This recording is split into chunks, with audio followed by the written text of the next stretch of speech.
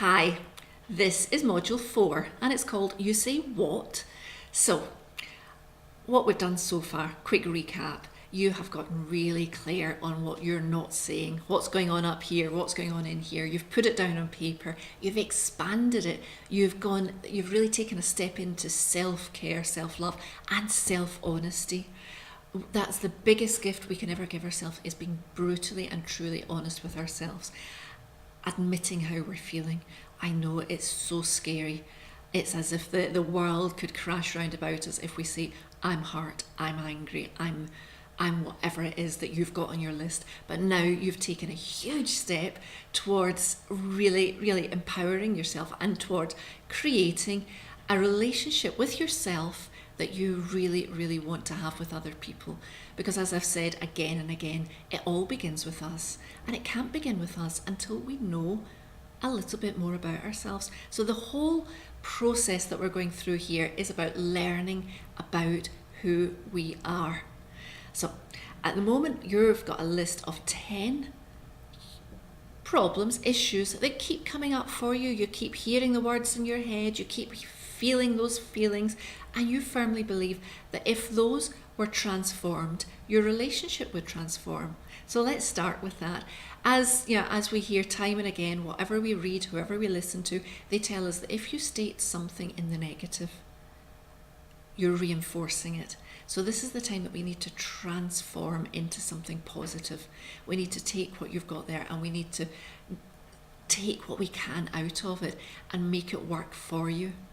So if you look at your PDF, you've got a list of questions there that will start you on that path. So take each one of your paragraphs and go through those questions and make that transformation, put it into something positive.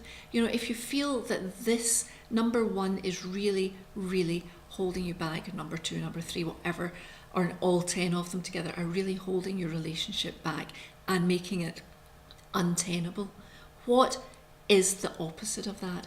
What is it going to be like if that is removed? If you can get rid of that hurt, that feeling, if you can have that conversation that makes that just disappear, what would be happening then? So this is the time that you get to be a little bit dreamy. You get to step into your new reality, if you like, the one that we're creating.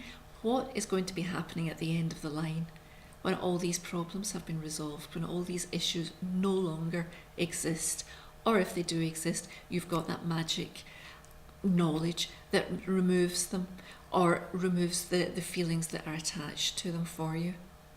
So go through the list, find out what it is you really want. This is,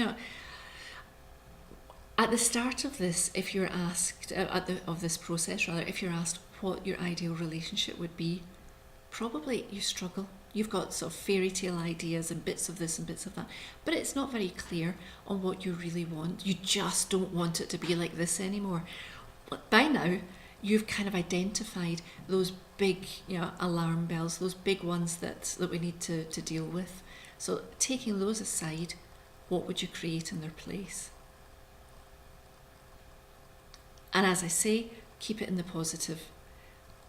There's no point in saying, I don't want my husband to tell me off or to always put me down. I don't want my wife to constantly nag at me. What do you want instead?